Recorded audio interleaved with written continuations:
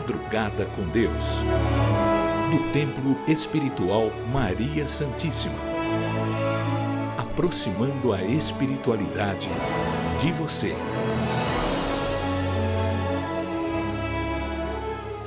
Bom dia, salve Jesus, salve Maria Santíssima. Seja bem-vindo ao Madrugada com Deus. Nesta semana, estamos ainda vivendo toda essa energia do trabalho que Bezerra de Menezes ainda está fazendo. Sim, o trabalho de imunização dos corpos. Nos ofereceu no último sábado o composto fluídico medicamentoso para que os nossos corpos, eu sempre lembro isso, eu falo no plural porque não é apenas o corpo físico que nós recebemos de Deus, não. O corpo mental, o corpo emocional também pertence a nós e é de nossa responsabilidade cuidar. Então esse composto fluídico medicamentoso é para fortalecer todos os corpos. O que nós vemos dizendo há muito tempo: cuida da sua mente, cuida do seu emocional, cuida do seu corpo físico, para você resistir a tantas toxinas que existem por aí. Gente, hoje a mídia está tóxica, é verdade. A mídia está tóxica, você entra ali, é tanto bombardeio de negatividade que você sai meio atordoado, não é? Não é mesmo? Bem, nós vamos passar a palavra então ao nosso irmão Bezerra de Menezes, faremos a nossa prece preparando o nosso coração e a palavra é deste servo de Maria Santíssima. Agradecidos estamos por mais um dia e pedimos, Senhor, que no silêncio deste dia que amanhece, tenhamos a paz, a sabedoria e a força.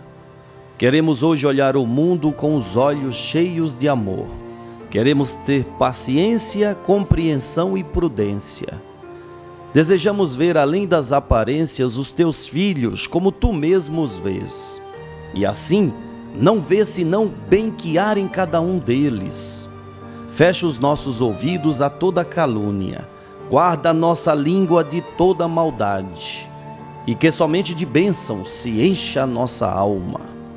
Que sejamos tão bons e alegres que todos aqueles que se aproximarem de nós sintam a tua presença.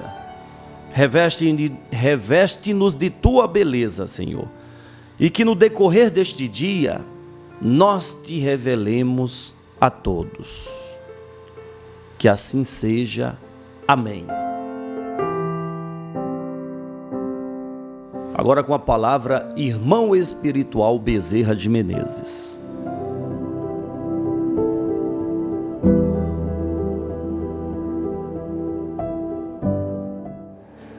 A paz seja aos corações. Jesus está sempre à frente em todas as resoluções em favor da humanidade, em favor dos enfermos, para auxiliá-los em sua jornada de retomada da vida com equilíbrio e paz. Jesus não se abstém do trabalho, não apenas observa, mas atua diretamente em todas as tarefas necessárias para auxiliar os irmãos, sempre que necessário. Jesus não escolhe os irmãos pelo que eles têm, e sim pelo que eles são, agindo diretamente em cada ser necessitado, na amplitude da cura, e no auxílio à regeneração. Amorosamente o Cristo trabalha em prol da humanidade, independente de suas formações e credos religiosos. Jesus é o amor vivo para todos nós. Precisamos apenas seguir seus exemplos em doação, participação, envolvimento, organização e disciplina nas tarefas do dia a dia. Todas as coisas vindas dele são plenamente detalhadas a todos os irmãos presentes, todos eles em suas funções declaradas, para que todos saibam da importância do seu trabalho, da vibração com que trabalha, do amor com que trabalha. O Cristo age dioturnamente para com todos nós. Amados irmãos, o mundo enfrenta provações pessoais e coletivas diante de um processo de aprendizado para cada um, cada grupo, cada nação. Aqueles que ali envolvidos estão, recebendo apenas os frutos colhidos de suas vidas e tendo que se adaptar a eles. Jesus, amorosamente, vem para ajudar a todos a que possam vencer todas as dificuldades na saúde, junto ao campo mental, a insegurança pessoal, a depressão, a solidão que assola os homens em todo o planeta. Observando o planeta em transição, sendo Jesus o dirigente maior, sem surpresas, diante das manifestações dos elementos, todos eles agindo para que o ser humano acorde diante de suas ações insensatas contra seus próprios irmãos e a própria natureza. Os elementos, a água, o fogo, o vento, a terra, age para fazer com que o ser humano verifique o seu posicionamento no planeta. Há espaço para todos, há comida para todos, há oportunidade para todos. No entanto, diante de aglomerações indevidas, a natureza se revela, avisando os seres humanos que, próximos a mananciais, não se deve habitar. Próximos às encostas de morros, não se deve habitar. Próximos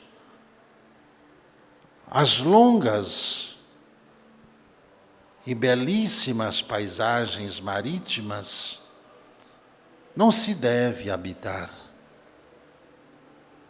há espaço nos continentes para que todos possam ter moradias dignas, sem a necessidade dos atropelos criados pelos homens em suas insanas formas de quererem conquistar aquilo que jamais irá lhe pertencer. Pois tudo o que há da terra, a terra pertence e a terra volta. Mas tudo que pertence ao ser, ele leva com ele, e com o amplo conhecimento que o Cristo traz, consegue-se subsistir de forma adequada, sem haver invasões às vidas, à fé, sem haver invasões às propriedades com que, no momento, são entregues a cada um, para que ali multipliquem seus talentos e a façam prosperar. Assim, os talentos vão mudando a fisiologia dos ambientes e mudando a fisionomia do ser humano. Cada vez mais humano se faz necessário o ser em prol da vida desejada no planeta do qual vive. O Cristo, mais uma vez, intercede pela humanidade, trazendo os antídotos para essas doenças que preocupam os homens. Lhes colocam em xeque seus conhecimentos e ainda têm de discutir formas e fórmulas aplicadas. Por causa de ideologias humanas, brigam entre si. Com isso, a humanidade sofre diante dos interesses de grupos que querem se tornar donos daquilo que jamais lhes pertenceram.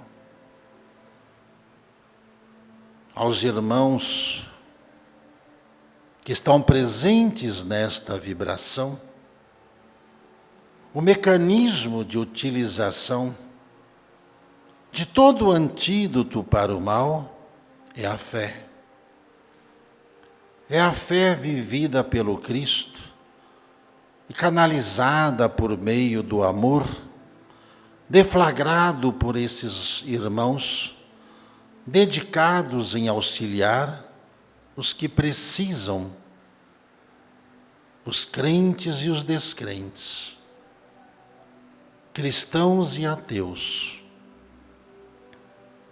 A ação do amor levará os irmãos, através desses fluidos regeneradores, a serem aplicados humildemente, ungindo o algodão na água e a mesma sendo elevada ao braço e ali, com fé, a ser absorvido pelo organismo e com isso iniciar um processo de ativamento das células mães guardadas proporcionalmente em cada um dos órgãos que fora gerado no ventre materno, células essas que, agindo por meio do intermédio do amor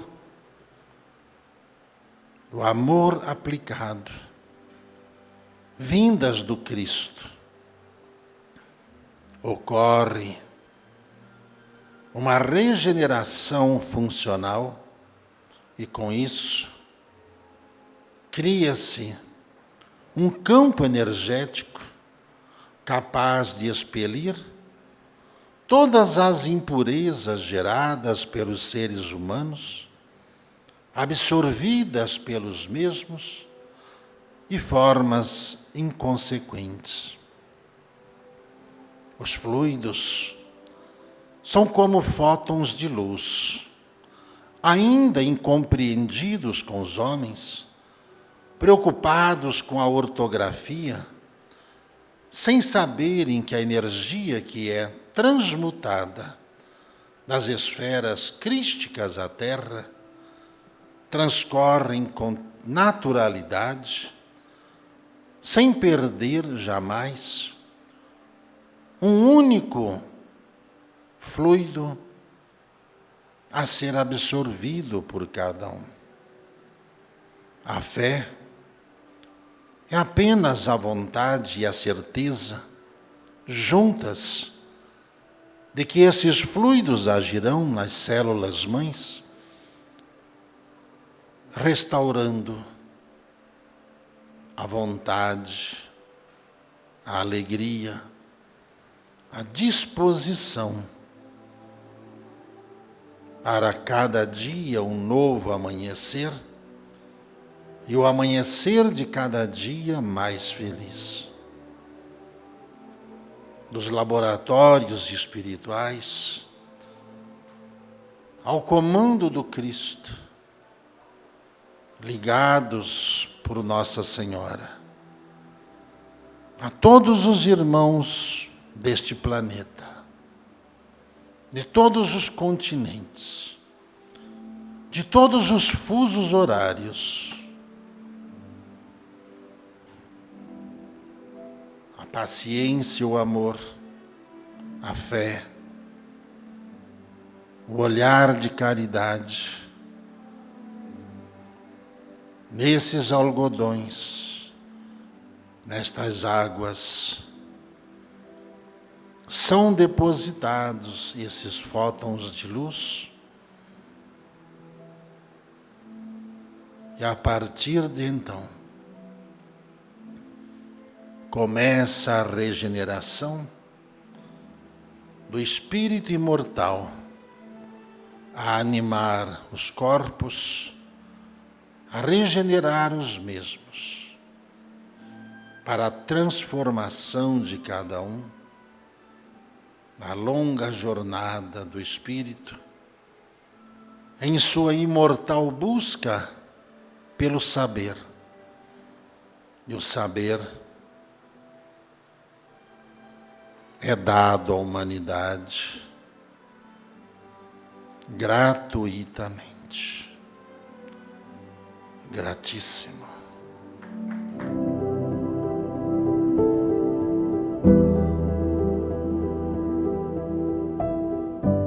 Obrigado, meu irmão Bezerra de Menezes. Obrigado, obrigado, obrigado. Quanto aprendizado. Eu sou muito grato a Deus por ter a oportunidade de ouvir essas palavras e estudá-las e assimilá-las. Sou muito grato a Deus de coração. Paulo de Moraes, agora é contigo.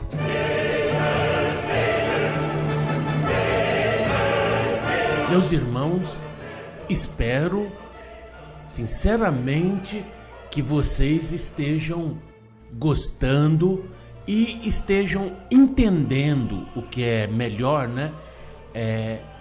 Esses comentários a respeito do livro mais importante para a humanidade, que é o Apocalipse de Jesus, segundo São João.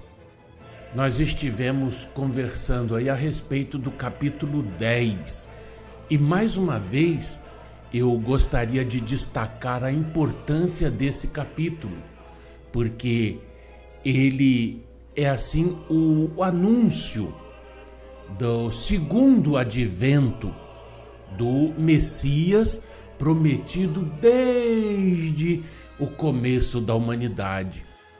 Segundo advento daquele que fundou, que criou, que governa este planeta e que por sua magnânima bondade nós habitamos aqui nesse planeta para atingirmos aquele ponto que Ele mesmo deixou que nós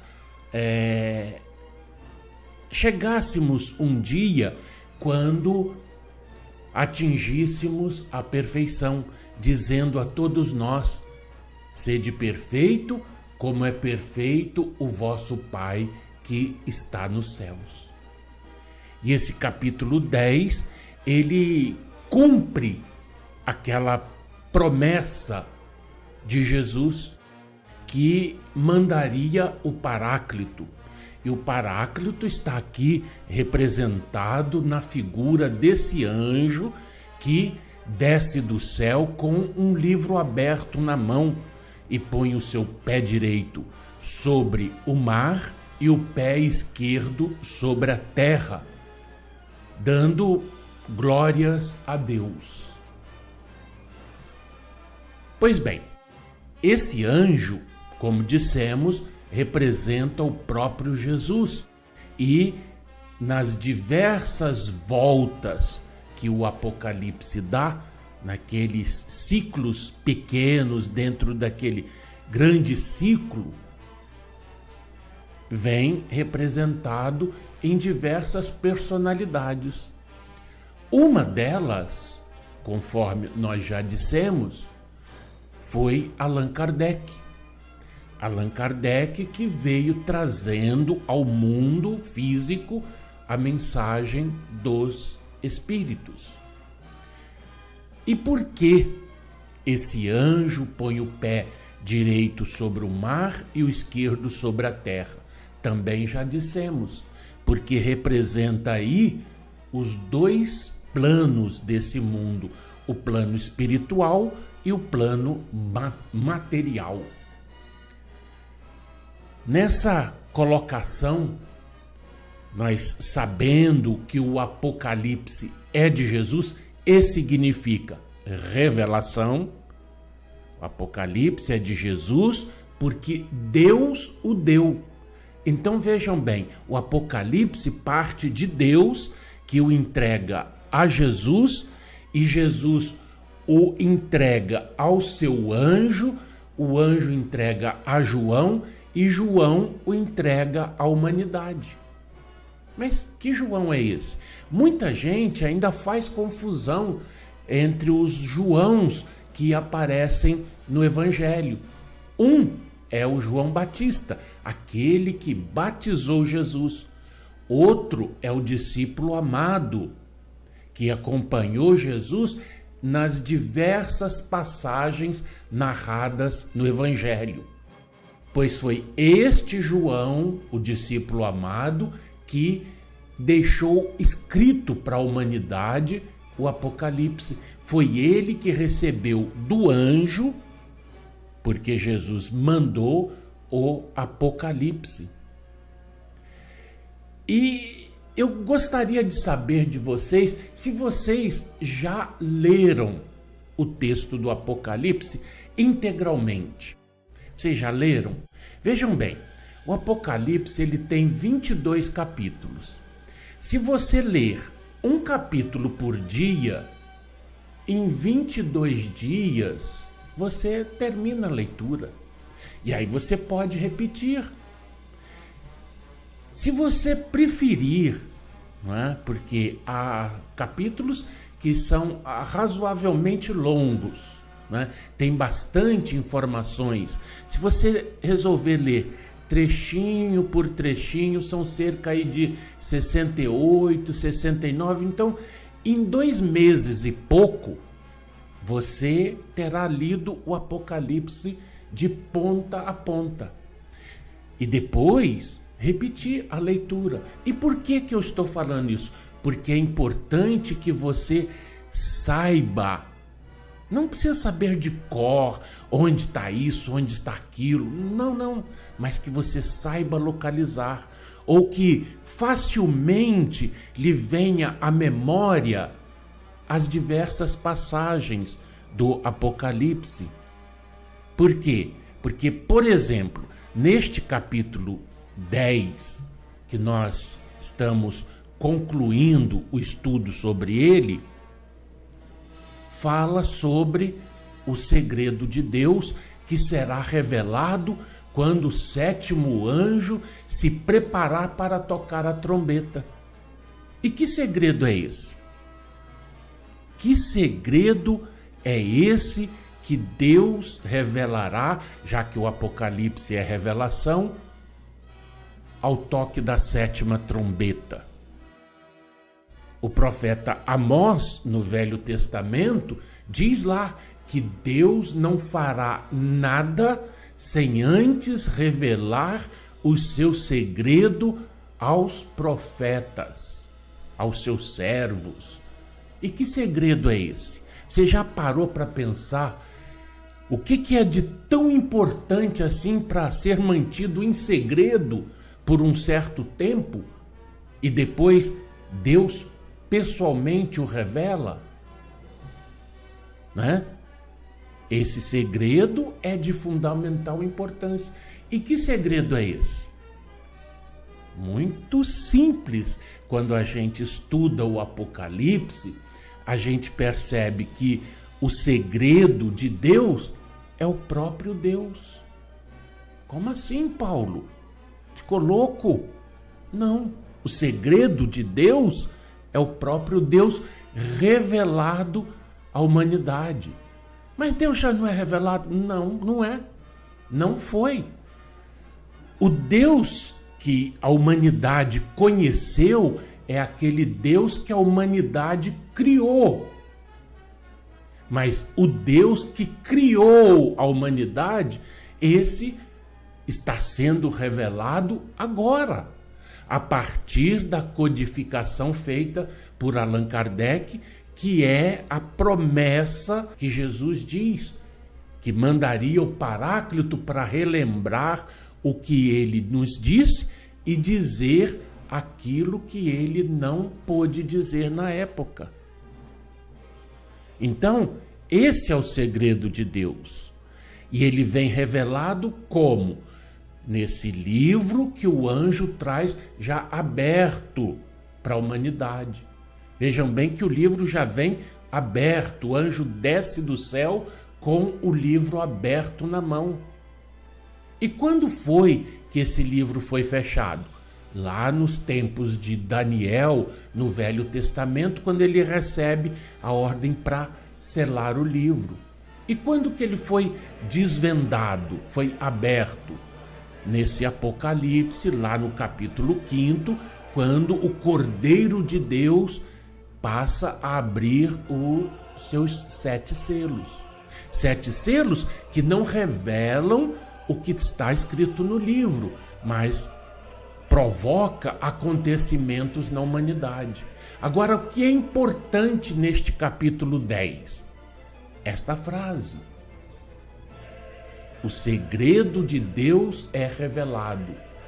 E ele faz isso, revela o seu segredo, antes dos acontecimentos finais. E que acontecimentos finais são esses? São os que nós veremos na sequência do texto. Por isso é importante ler, reler, tornar a ler, meditar, para a gente guardar aqui na cabeça as diversas passagens. Como eu disse, não precisa decorar, mas é preciso saber onde localizar as coisas. Para quê? Para que nesse estudo, como nós vamos voltando, às vezes a gente pega trecho lá da frente no texto, então vocês precisam saber para irem acompanhando o raciocínio. Entendido isso? Então, um fraternal abraço a todos, fiquem todos na paz de Deus. Até o próximo programa.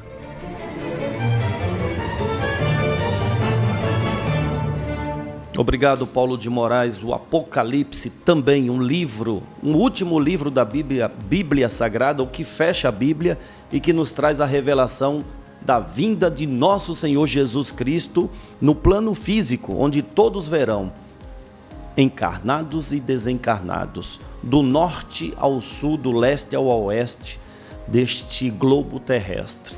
é a volta do Cristo Jesus. Bom, amanhã estaremos de volta. Um forte abraço. Salve Jesus, salve Maria Santíssima.